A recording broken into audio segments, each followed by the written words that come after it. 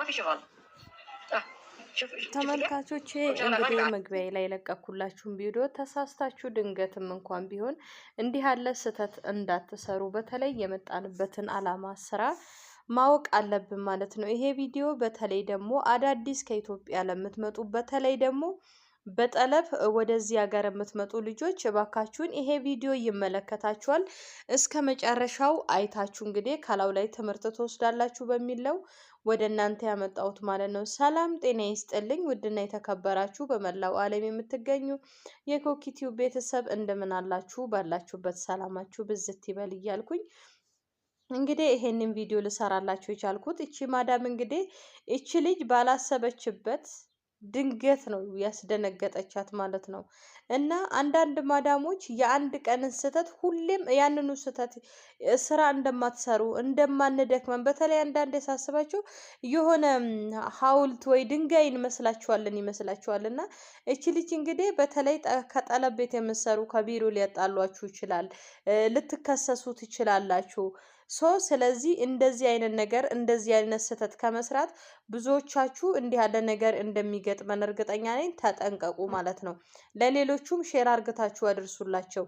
አሁን በተለይ ይሄ ሚዲያ ይሄ ስልክ ስለተመቸ እሷ ባላሰበችበት ባልጠበቀችበት ነው ድንገት እንግዲህ እንደምታዩት ካሜራ ደቅና ቪዲዮ ጉድ የሰራቻት ማለት ነው።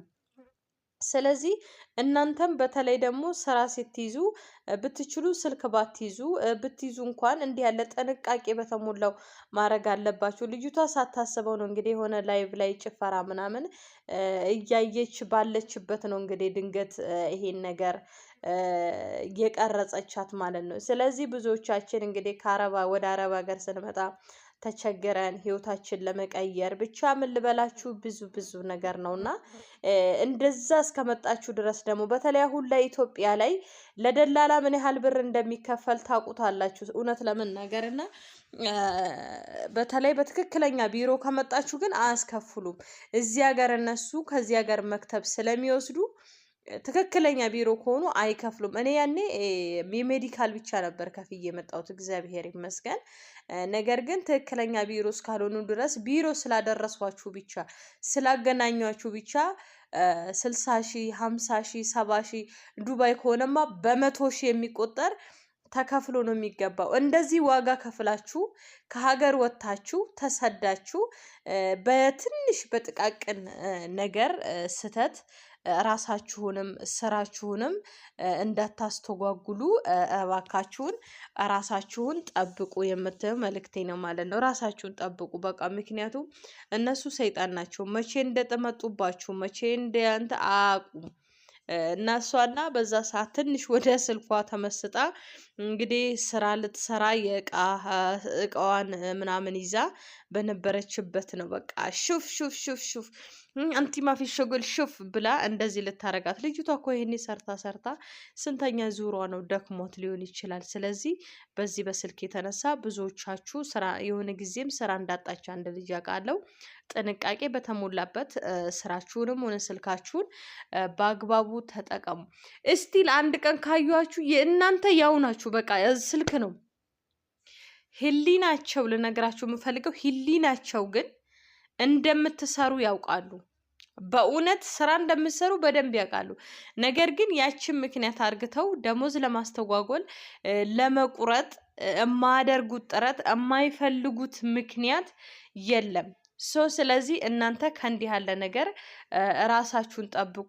እንደውም አንዳንድ ማዳሞች ደግሞ አሁን ምንድን ያመጡት በቅርብ ያየሁት ነገር ምንድነው? አንድ ጓደኛዬ ወደ ሌላ ስራ ትቀይራለች። አንዳንዴ የከፋ የሚባስም አለና መጥረጊያ ይሰበርባታል። እንግዲህ ይሄ ከሻቡ መጥረጊያ ሲሰበር የእውነት ከደሞዟ ላይ ነው የቆረጠችው፣ በሚያሳዝን ሁኔታ ማለት ነው። እንዲህ አሉ እና የሆነ ትንሽ ምክንያት ፈልገው ገንዘባችሁ ላይም ራሳችሁ ላይም ተጽዕኖ ማዳሞች እንዳይፈጥሩ በተቻላችሁ መጠን ከፈጣሪ በታች ጥንቃቄ አድርጉ።